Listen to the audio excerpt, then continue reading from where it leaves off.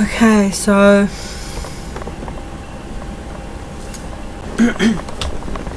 this has been really intense day. One thing that keeps on going through my head is I'm a survivor, I'm a survivor. What I'm not is I'm not a liver. I'm not a thriver. I'm someone who survives. I get through the day and I survive.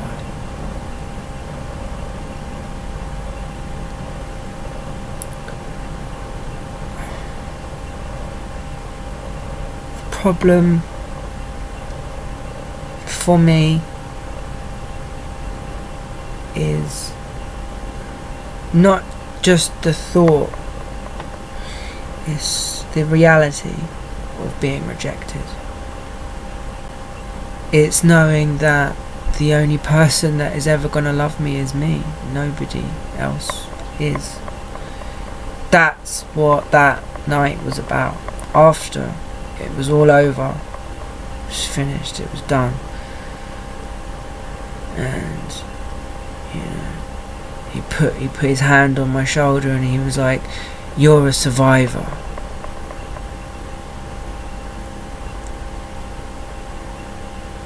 And at the time, I didn't know what he meant.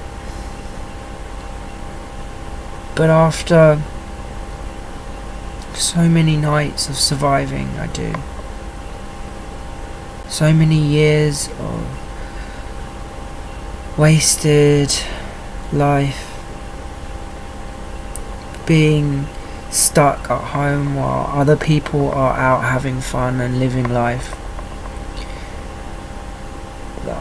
Survivor is just a nice way of saying you're a victim. You're the victim. You're the sacrifice. You're the odd one out. You're the one that will never feel what everyone else feels. That pain is so deep. It's not gonna heal.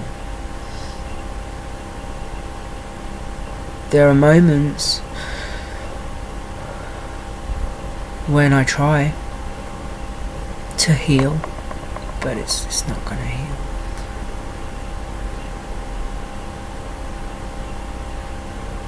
It's always being constantly reminded that I am an outsider in my own life. I'm a stranger in my own life. I am not. No matter how many times people say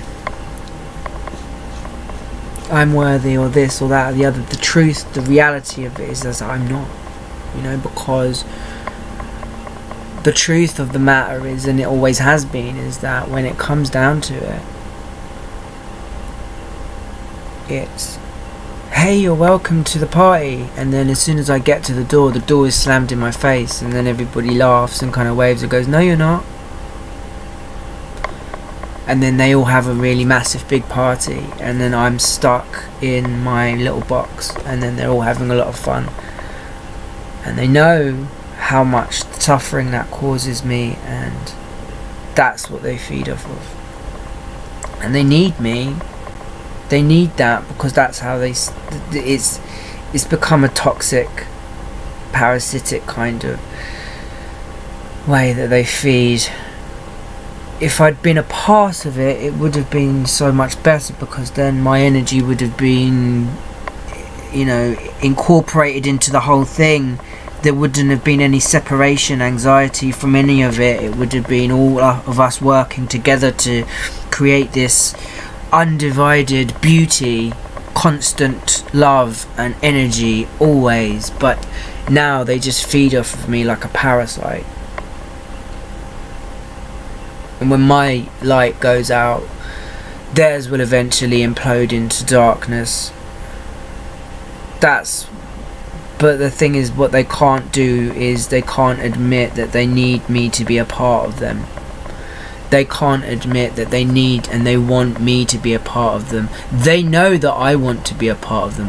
What it is they can't admit, they can't work their way around me, because working their way around me means that they have to work around me, and they're not used to that. They're not used to working around something else. They're used to other people conforming to their hive mind. They're not used to having to conform their hive mind to someone else. So that's where the ego comes into it. Their super ego, they are in their hive mind, they are so much more powerful, so much more beautiful, so much more everything. They don't need me, except they feed off of me, they feed off of that feeling. But knowing I'm never going to be a part of it, of this magnificent, beautiful experience of life, knowing that all I'll ever see are the trees and the plants and the walls, I'm never going to feel or experience anything other than that, and I'm never going to experience this great love that everybody else has. That's narcissism, and that's not what you're told. You're told that, that narcissism, that, the narcissist falls in love with themselves, that they fail to see themselves, and then they fall into the river and they die, and then, they get, this complex and jealousy, and it becomes about hurting the narcissist. How do you hurt the narcissist? How do you destroy the narcissist? How do you fight the narcissist's game? And how do you destroy the narcissist? How do you hurt the narcissist? How can you hurt the narcissist? And all the while, the pain, the core, the narcissistic injury comes from there is this place that I am not allowed to be a part of, because I'm not worthy in their eyes. And no amount of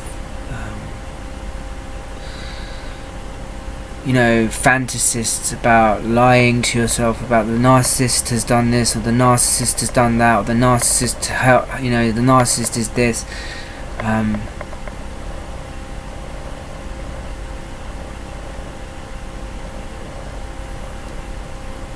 some people may say that I'm not a narcissist, that I'm an empath, that I'm a victim, or that I'm a survivor of narcissism. But the narcissist, the story of narcissist was that he died never knowing love. And I'm going to die never knowing love. And for them, for the ones who are out there, that's a big joke. That's a big joke, and that's a big funny thing to feel, to know that I'm not a part of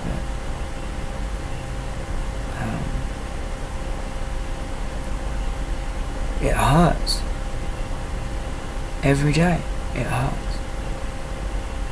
Every day I have to go through a mental process of waking up, feeling this pain inside my head. It's physical. It's physical pain. Isolation, solitude, breathing, trying to breathe through the pain. And then feeling the pain, going through the process of knowing that all of the images that are in my head, all of the revenge porn and all of it, all of the comments about how I'm not ever going to be a part of this society, never going to be a part of the group, never going to be a part of the tribe, never going to be a part of this love, never going to be a part of love, never going to experience this fantastic feeling of knowing that I'm completely free and completely loved and safe, and that nobody is out to hurt me. Never knowing that feeling, never knowing what it will feel like to have someone wrap their arms around me, tell me that they love me, because that love is being given to others, not me. So I suppose it's very much like,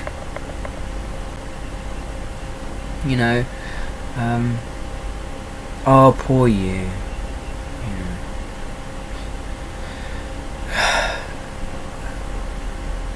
I suppose that's where all of these kinds of I think a lot of it, why narcissists come up with strategies, I suppose, to cope, and why either other narcissists or empaths come up with strategies as well. A lot of it is comparing your life to other people and say, well, at least you don't have to worry about food, or at least you don't have to worry about this or that, and well, at least you had an experience. Okay, you may never have been able to get to heaven, but at least you were, I don't know, at least you were alive or something. At least you experienced what life felt like. But that memory, that's not gonna last. This memory isn't gonna last. I'm gonna die. I'm not that one. When I die, there's not gonna be any love there to carry on. There's not gonna be any light. There's not gonna be any life, or there's not gonna be any love left inside of me, because there's not going to be anything there. Because very much like when you you can cook yourself a meal, but when someone else cooks you a meal and shares it with you, that lasts. So if you were never given the real thing, like if you were just never given real food, if you were never given real love, if you were just given the lie that that you were loved,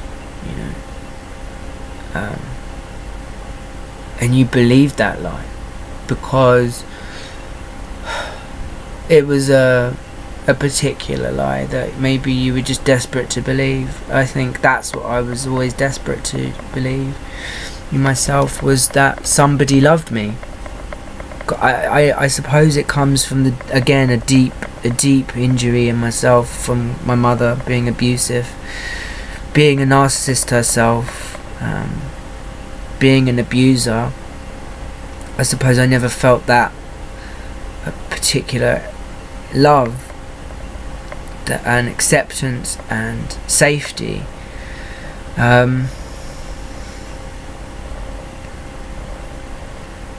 I suppose that's why I was an easy target for sexual abuse as well, because it made me very susceptible to I think it's either, I can't remember now what it's called. Maybe it's called histrionic, I'm not sure. But it's some kind, it's basically where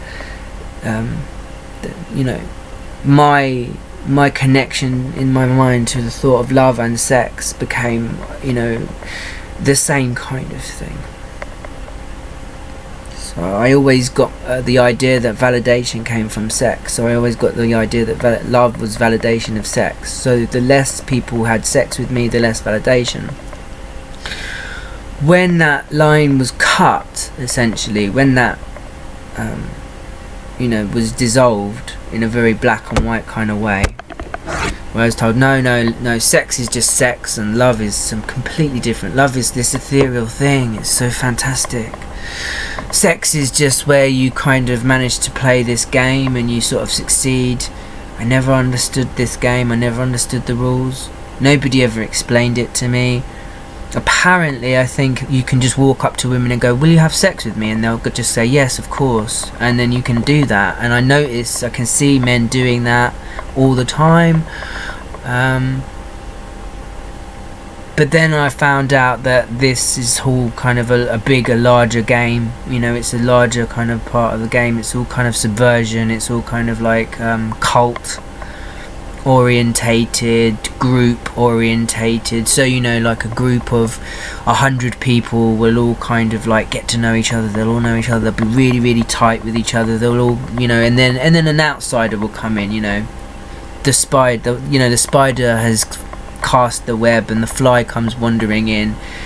And, all of these 100 people, they pretend to be strangers and they pretend that this is so easy for them, and you're the one that's crazy because you can't get sex but everybody else can. They've all agreed upon themselves that this is how it's going to be, and you're going to be the odd one out, and it will drive you crazy. It will drive you mad because that's the way cults operate, and that's the way that not just cults operate, but just in general how sexual abusers operate. Because what they do is, on a small scale, on a large scale, what they do is they create control dramas, and then when you walk into the control drama, you become part of their you become manipulated. So the way that you're manipulated, obviously the prime targets are women. Women are really easy targeted because they are very easily manipulated. Drugs are easily available, readily available. So when a kind of beautiful woman goes walking down the street, you've got a large group of men, also women. You've got a group of 150 to 200 men and women all working together. One woman walking down the street, hey babe, how you doing? Slip a roofie in the drink, have a drink, get a bit fun, everything's fine, everything's great. By the end of it, she's involved in the orgy as well. It's great, everything's great, and they get absorbed. They see a target they want to destroy. It's exactly the same way, but instead of enveloping them into the group, they isolate them out of the group, and then they target them, and then they reject. So that's what I'm dealing with as a victim, because as a victim you're not enveloped into the group, you're rejected from the group. So this is another way of how cults and group operations work, is because they'll have maybe a target, and maybe they'll target married couples as well. So they'll get the married couple, and then the group will envelop the married couple, and then they'll take the woman, and then they'll envelop the woman into the group, and then they'll target the man, and then they'll reject the man out of the group, and then the man. And this is why suicide rates are very high, because men tend to get rejected from these larger groups, and then of course after that, you've got all of these power players. Okay, you've got all of these power men within the group who are allowed to just go around and have sex with all of these women, and the women are all enabling the whole kind of process as well. So it makes, this is another part of rejection. So this man is very kind of much like he's being rejected from this group. It happens with women as well, but again with women it's usually like trying to reject them, trying to isolate them so that they become more submissive, submersive into the group, more willing to prostrate themselves to be a part of it, because the more you get rejected, the more you want to be a part of it. So this is but the thing, the men getting rid of, the women being enveloped, the men being rejected, unless you're one of these power players, the power men that the women are kind of elevating up to this kind of like godlike status, I suppose. So that's basically how cults operate. So when I was targeted, I I was being rejected. I was one of the people who was being rejected. They were initiating someone else into the cult, and they were using me as the method of control to make sure that the person who was being initiated knew that they were the ones being initiated, and I was the one being rejected, basically. So the reality of that comes in. You get told you're a survivor. You get told that this is what you are now, that you're a survivor, and because they can't say you're a victim. They can't walk up to you and go, you're a victim of this. You've got to figure that out on your own, unfortunately. You've got to be the one that's got to sort of sit there and sort of go, it's got to be a realisation and go, oh right, I see, okay, fine. Okay, I survived. I survived being your victim.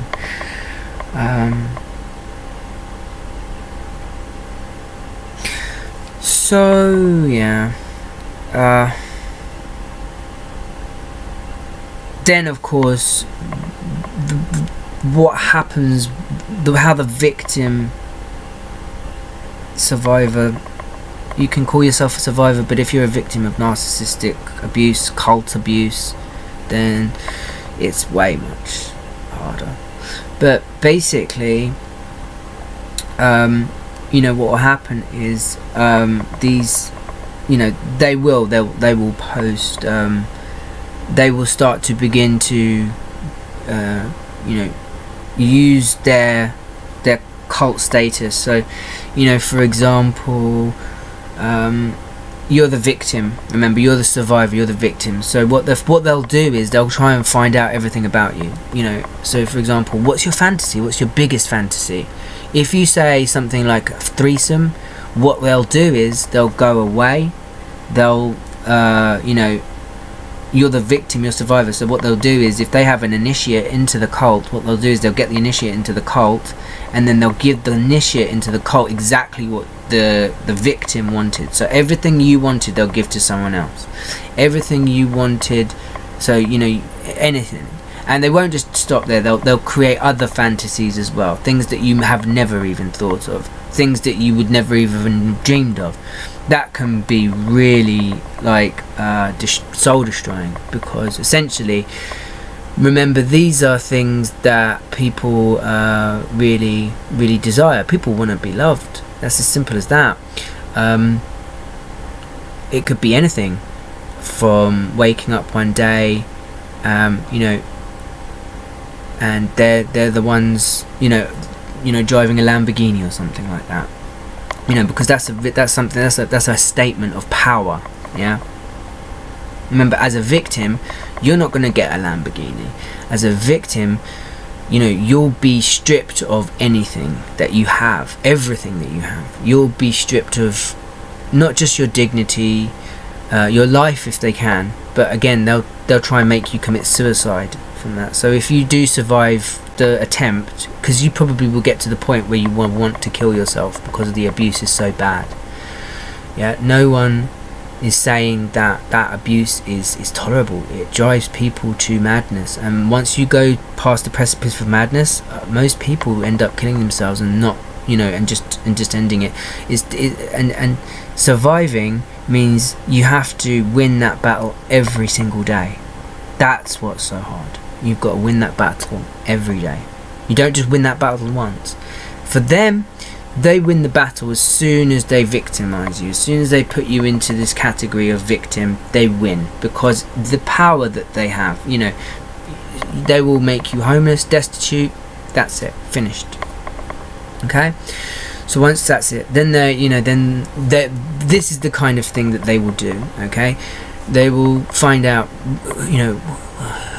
what's your favorite, what's your fantasy? Blonde women, redhead women, men, big dicks, what are you into? They'll try and find your absolutely the heart of who you are. Okay, then once they've got that, once they have that, the heart of who you are, and you'll say, yeah, I really like big dick women, redhead women. I like men, hot men. You know, I like Lamborghinis. I like all of this stuff, right? You know, what they will do is, after they've done destroying your life, okay, they'll drive past in the Lamborghini with all of your fantasy type women and kind of go, this is where you're never gonna be. You're the victim. Okay, that's narcissism.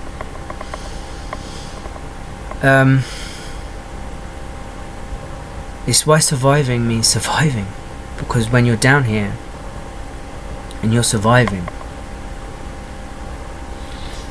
struggling to make ends meet, they're up here, they don't care about you. This is why I've coined the term parasitic culture, because that's how they act. They act more like parasites.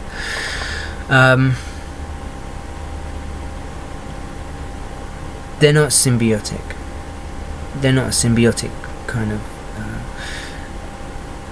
society. They're not a symbiotic group. The parasites will feed, and if they feed off of the people who, you know, they don't have imaginations of their own. They don't have dreams of their own. They don't have love of their own. What they'll do is they'll find someone's hopes and dreams, and then they will take them from them. And I mean that literally as well. They will take your hopes and dreams from you. So you know, fighting becomes the absolute, you know, learning how to fight. That becomes how you cope. I was speaking to someone the other day, and he was saying that he was divorcing his wife. Now, divorce happens all the time. I mean, gosh, divorce happens all the time. But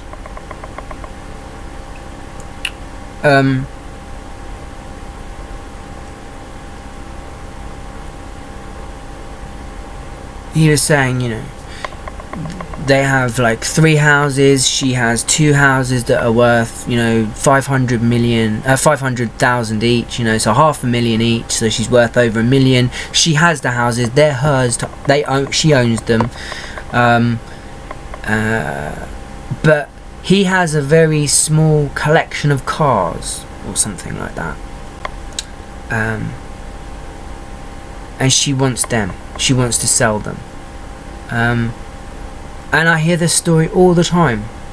I was speaking to a woman as well. She had a boat, and she owned this boat, and it was in her name, and she, you know, it wasn't worth much. And I think, what could someone do with a boat like that, really? Especially, I don't know. But he, you know, her husband, he wanted to, you know, sell the boat. He wanted to own the boat as well. So she'd already lost everything, and he wanted to take what was left as well. See, parasites don't leave the host organism with anything. What they do is they just drain the host until the host is dead. Then they move on to either another host, or that ends the cycle of the parasite, basically.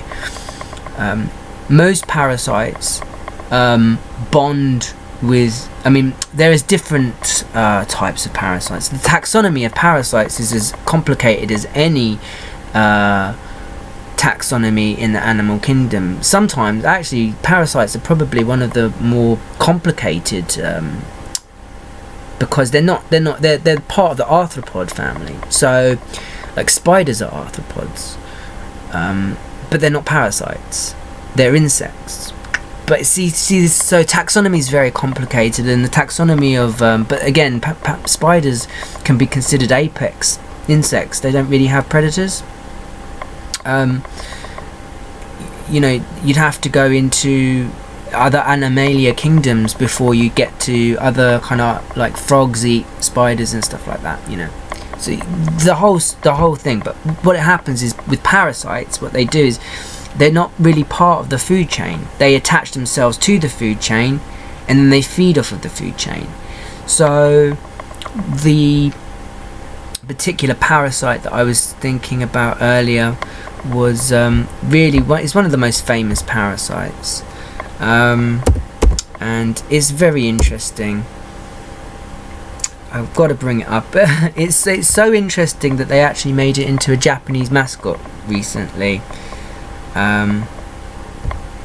which is just perfect, because that just speaks so highly of what people, because mascots are supposed to determine, you know, what the team are, right? And then there's this it's called and I'm not going to pronounce this properly, Simothoa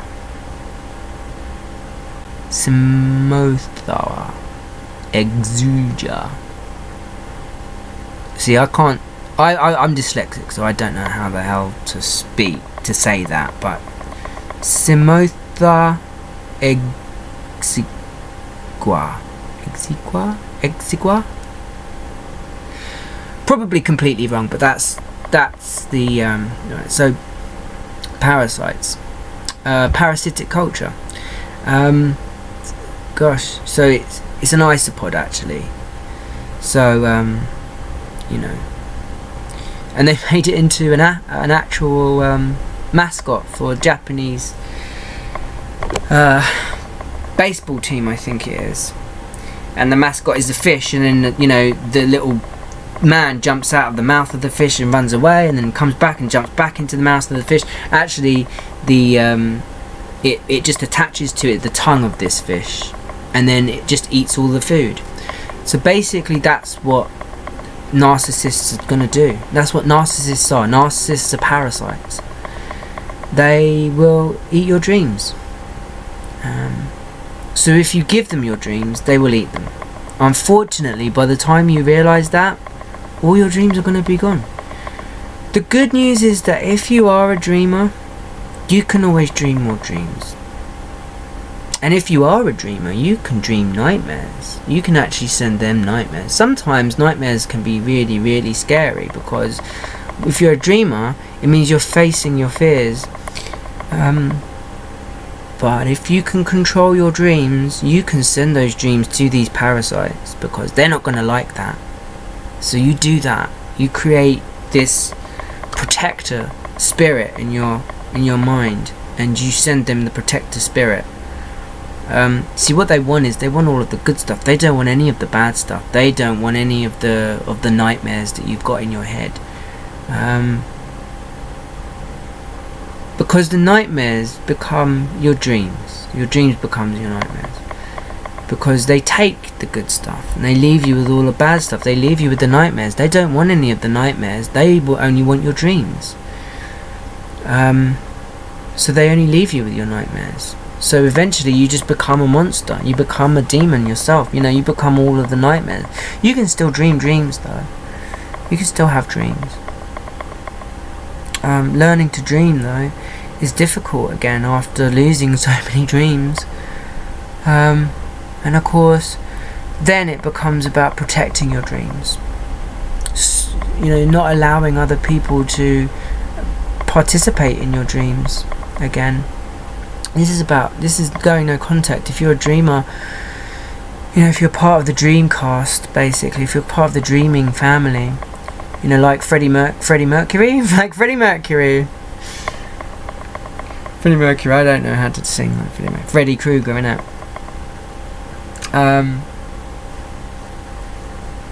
Freddie Mercury. Here we are. Anyway, but yeah, if you know, if you're a dreamer, Freddie Mercury, he's going to come into your dreams. He's going to turn your dreams against you, and then he's going to suck the life out of you, right? And of course, you know, against dreaming, people who are powerful, that doesn't work, because they know how to control their dreams. But if you still just really started to learn about narcissism and how it works and what they actually do, it's a difficult process to keep up with, because they're going to come after you even more. And once they know that you can hurt them, they're going to come after you, and they're going to try and hurt you more. Okay, so they might even try and turn your protector spirit against you. And again, remember, these are your dreams. Your protector spirit is there to protect you, not them. And it's certainly not there to be, you know, taken from you. So it will know, you know, you will know, because you're in control. So this is a very big part of it, because once you realize is that you're dreaming, that you are the one in control of your dreams, yeah, that the way that these people, the way that the narcissist has stolen your dreams is by you not being able, by you unconsciously giving them these dreams and then them taking them from you and then using them as a kind of nightmare fuel for you by making these dreams unobtainable, yeah, that you were the one that did this, and that, you know, you kind of did it to yourself by allowing them to take control of your dreams. Once you realize, once you can create a protector spirit inside of yourself, manifest that, and then manifest that out into the ether, it will come and it will go, you know, rah. And don't be afraid of that, embrace that, you know, because you know, it's a scary thing. But remember, learn to embrace those kinds of fears in yourself, because those are a big part of you. So you just never forget that the protector spirit is there to protect you. It's scary, but it's there to protect you. And once you realize that you're in control of it, because they don't want any part of that. They want the good stuff. Once you send them the bad stuff, all of a sudden that's when they start kind of realizing, oh shit, you know, that Lamborghini, now it's crashed around a lamppost. They're not living in your dream anymore, are you? Because you've crashed their dream for them, yeah. You've taken that dream away from them, right? Then they start to realize, oh shit, I can take away. You know, they can take away the dream. You know, of course, they were my dreams. You stole them from me. I can take them back as well. You know, you stole them from me. I'm going to destroy them. You know, because if they don't serve me, then they don't serve any purpose. Yeah, it's as simple as that. My dreams were to make me happy. Yeah, you've used my dreams against me. Yeah, so I destroy them because I don't want anything to hurt me. Yeah, so you send your protector spirit out, boom, and they try to put a bravado. Oh, your protector spirit isn't going to do anything. Your protector spirit isn't going to hurt anybody. And you just say, yes, but next time you think that, just remember your crashed Lamborghini. Just remember that your dreams that you stole from me are now in ruins. Yeah. So don't you forget that actually, no, you're wrong, yeah? And you just remember how powerful you actually are. You remember, yeah, it was you who manifest those dreams. It was them who stole them, because they're incapable of that kind of manifestation. They're incapable of being able to manifest anything. That's why they need a victim. That's why they need someone to target. The sad thing is, if these people had worked and actually helped, you know, make my dreams come true, it would have been a symbiotic relationship, and we would have grown together, and we would have made our dreams come true, and it would have been beautiful, not just for me but for them as well, because it would have been us manifesting our worlds together to make a beautiful world for us to live in. Yeah, exactly. So that's the part of them that they missed, you see. That's the part that they didn't see. That's the thing about narcissism, is when they looked, they didn't see themselves. Yeah, they saw a reflection and they fell in love with it, right? So this entire kind of process is sort of going into yourself, realizing your power, realizing, you know, what you manifest, what you project as well, and realizing that, you know, a lot of it is about making sure that you in yourself, you know, are capable of being able to recognize that. And these parts of the videos that I'm making are very much along the lines of, you know, this is another bit of my survival, because right now, even though I am, you know, feeling very empowered, I'm still very alone. I'm still very alone. I still very much miss people in my life, and no contact is hard because of that, and I know that. but it doesn't make it any easier. Because you see, the thing is, those dreams, once they're gone, okay? You can send your protective spirit out and you can just destroy those dreams and make sure that they don't manifest to hurt you anymore. Take them away, strip them from that. No, you're not going to do that to me, okay? I am not going to allow you to do that to me again. Yeah, you may have gotten the drop on me, but that's not going to happen anymore, okay? You're not going to actually be able to affect me like that, okay? So basically, what you do is you have to accept that those are gone now. That's the problem. You see, when you have a dream, then it's taken from you and then it's destroyed. Even if it's you who are the one that's destroyed it, it's gone now. There's no chance for it to happen again. So you've got to learn to dream new dreams. And when you've lost so much, it's so hard to dream new dreams. It's so hard because you put so much, and they've taken the best parts of you as well. You see, they've taken the best parts of your dreams and they've ruined them and they've made them into a mockery and they've used them to hurt you. Anybody who has done this to you, they are not your friends. They are not your friends, they are not your lovers, they are not your twin flames, they are not your soulmates, okay? These people are not good people, okay? And you've got to remind yourself of that every fucking day, yeah? Because they will just use you up and throw you away and discard you like trash, yeah? And they will make you feel like that, yeah? And the thing is, that is so hard, because that is where the isolation comes in. There's 100 people, and out of 100 people, you're the only person that's not a part of this. And the 99 other people, they're just stealing your dreams and hurting you. And you fight, and you survive, because you're a victim. But one thing you're never going to be is part of it. And that is the pain that never goes away. That is the injury. That's narcissistic injury. So,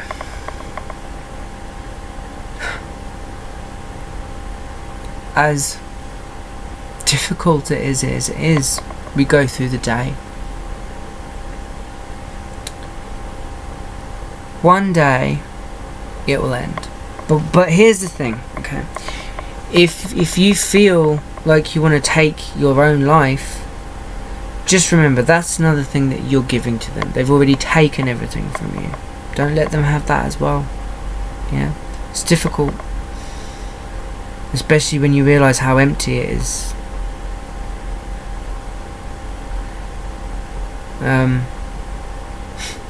The worst part of it is, remember, you're the one that's being victimized. They are the ones that have made a mockery of it.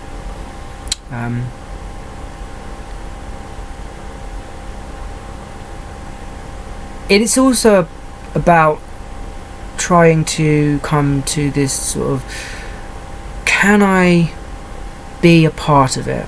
And what does it take to be a part of it? That's a different video. I think that is going to be a different video. It's got to be a different video, because I've already gone on for like 40 odd minutes. But yeah,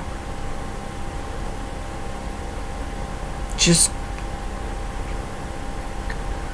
it hurts.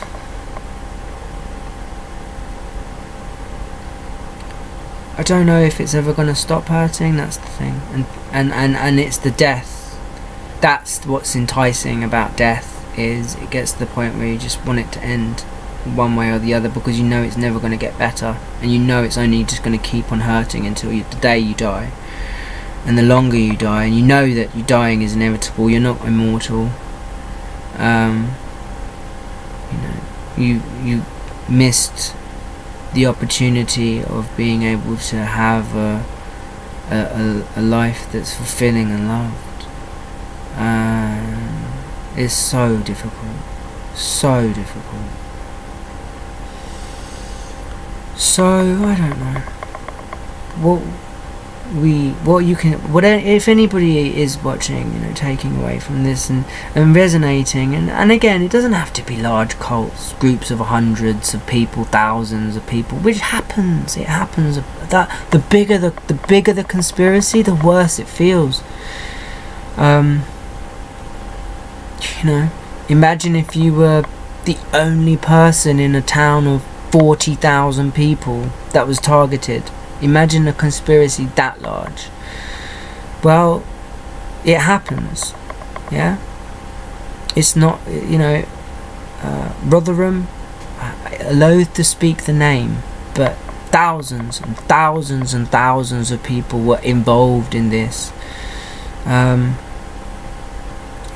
So if you weren't involved, good.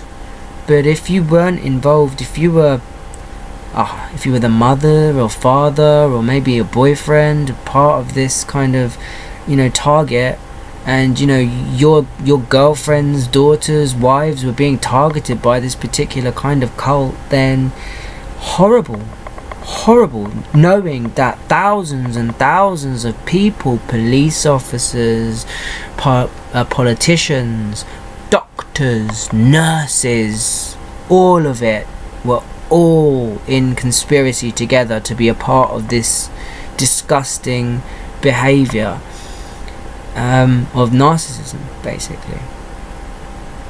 Is sex particularly about narcissists? Is narcissism? It's just the main tool that narcissists use as supply. Somatics basically tend to use it. It's an effective weapon. So if you're a narcissist, what you'll have is you'll have people who are tools. Yeah, you'll have your little you'll have your flying monkeys. If you know that you can hurt someone by going to hey, you go over there and you do certain and remember, if your collective hive mind is working and their collective hive mind is working, which it does, then it's not going to be, you're going to walk into a pub full of people, yeah, there's going to be 400 or 500 people there. They're going to seem like strangers, but they're not. They all know each other, they are all in on it, and they all are playing their roles. Their hive minds are working, and you're not part of that, remember. So whether it's and the thing is with narcissists that are cheating, a lot of somatics, women tend to be more somatic than men, but men who are somatic, they tend to be very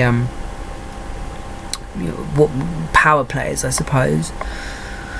But yeah, you'll get the woman who will be really distant with her husband, that they'll keep this kind of arrangement going for her, and then one day he'll find out that she's cheating, and that she's cheating on him, not just with one but multiple, hundreds. It's a cult, oh my gosh. And it happens and it happens a lot. But maybe it's just she's cheating with the guy next door, and it's just as painful. It's less insidious when it's just somebody next door, but it's just painful. It's more insidious when there's more people involved. The more people are involved, the more insidious it becomes. Insidious is really, really, being insidious is as worse, it's as bad as it gets. Anyway, you survive because that's all you can do, really. And unfortunately, survival just means you get through the day as best you can, with as much dignity, self-respect and integrity as you can. And you always just remember in yourself that you are beautiful. Remember to love yourself, because if you end up depending on these people who don't love you for any kind of validation, what you're going to do is you're going to build the foundation of your rehabilitation on a foundation where the rug will just be swept from under you, and you'll end up on the floor again, and you're going to keep on wondering why that's happening. So you don't want that to happen. You want that to be not the thing for you. You want stability. You want love, right? They're not going to give you love. They're never going to give you love. Okay? And they're never going to give you the love that you want. That's the saddest part of it all. Okay? They're never going to give you the experience that you wanted. It's never going to happen. Never. That is the word, the never. It's horrible feeling. So there are a lot of nevers in the world, aren't there? Some people are never gonna, go to space. So some people are never gonna be able to afford a Lamborghini. And you're never gonna be able to know love. It's sad. It's sad. So learning to love yourself is the only thing you can do. Let go of that hope as well of finding love.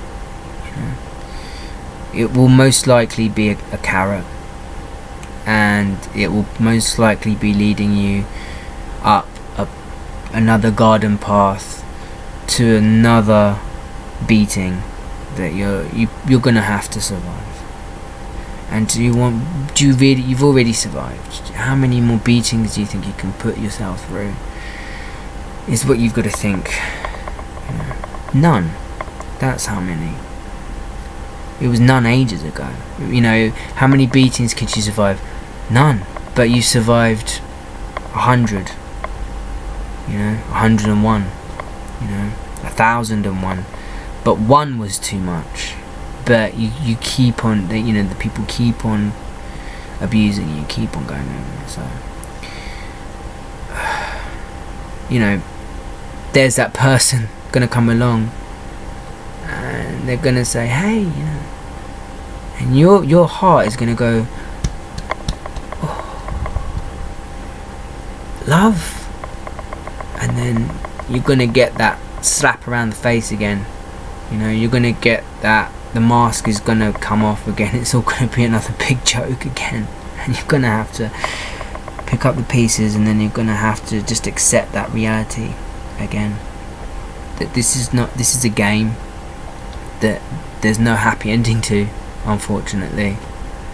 That there's no ending to it apart from the death. That's suicidal. That's suicidal, basically. So survival is knowing that is all there is, and knowing that at the end of the day there's nothing for you. Why go on? Because living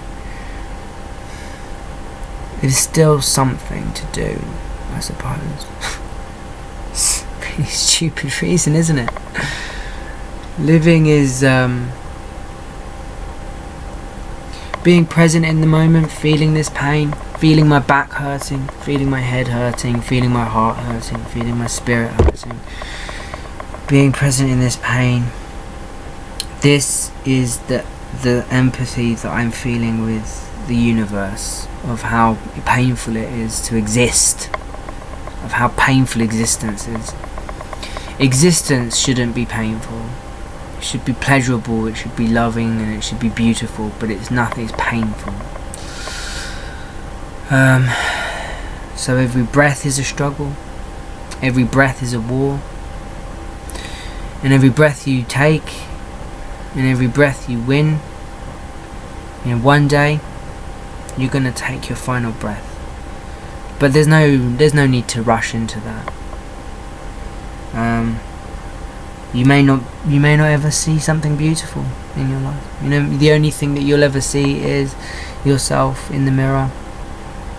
Maybe the only thing you will ever see is the wall. Maybe the only thing you'll ever see is, you know, the lie. But again, this is where the inner work comes in, because you can start to try to learn how to use your mind again. Try to envision. This is fantasy as well. Fantasy is very important for narcissist coping mechanism, because you know, you can envision yourself, and sometimes it's difficult because the way that other people's ideas manifest inside your head sometimes can be very difficult. So it's trying to focus on positive images. Sometimes it's just thinking perhaps about a flower and trying to envision that. I mean, there's nothing there, it's just darkness. I still remember when I used to close my eyes and I used to be able to see, you know. I used to be able to see, but now I'm blind. I just see darkness now. Sometimes when I dream, I can still see, so I know that I'm not completely blind, but I can't see. I used to be able to close my eyes and I used to see visual, these beautiful patterns, you know, images of things. Now it's just memory, and my mind is remembering these things that I used to dream of. Those are all gone. But sometimes I dream, and sometimes I can, you know, sometimes I mostly have nightmares, basically. In fact, that's all I've ever had is nightmares. Usually aliens, predators, being chased.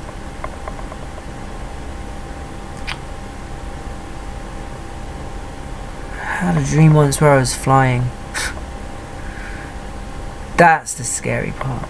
I was flying through the air. I was flying. I was doing the breaststroke, kind of flying through the air like this. It was beautiful for a minute, and then all of a sudden, the next thing I knew, I was back to Earth again, and I was just like, why? What's happening? I just wanted to keep on flying through the air to the moon. I was almost there. I just remember thinking, oh gosh, this is so beautiful, and then I don't know what happened. I woke up.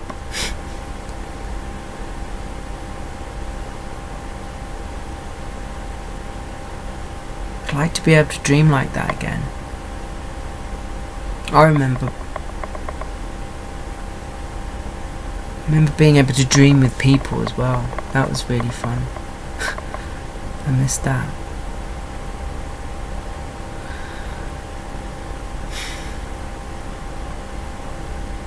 I miss being able to experience not just, you know, those parts. The problem is that I never experienced all of those parts. I experienced a bit here or a bit there. I didn't experience the full sum total of what it is to be, you know, part of this great experience of life. Just fractured pieces of it.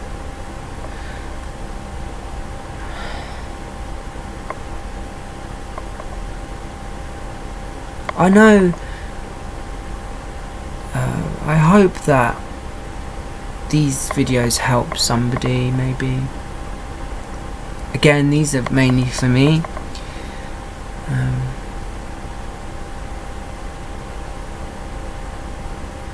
I'm passing on my experience. I'm trying to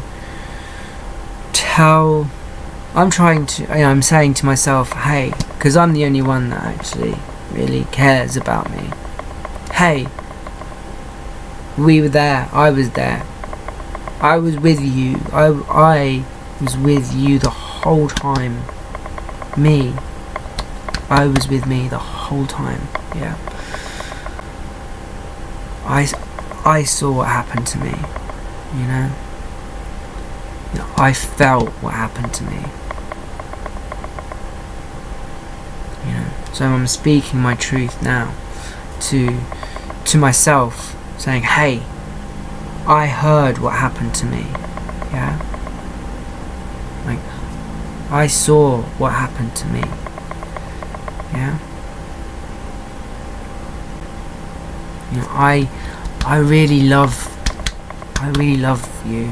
Okay, I really love you so much, and thank you so much for listening to me. Yeah. So you just remember, okay? You remember, okay? I'm always gonna be there for you.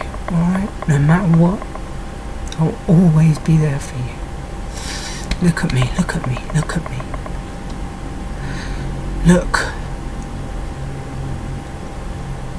I am always gonna be there for you, okay? Right here. So even though it hurts, you just remember, you're not alone. You're not alone. And you're never, ever gonna be alone, okay? It's okay to cry. It's okay. You're alright. Let it out. Let it out.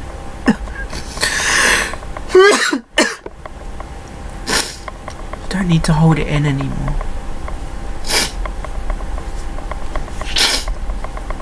So, okay.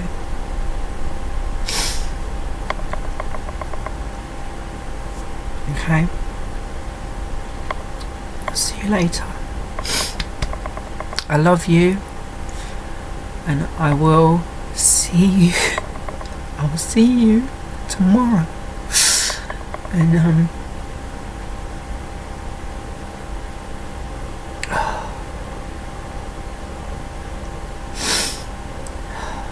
breathe. Breathe.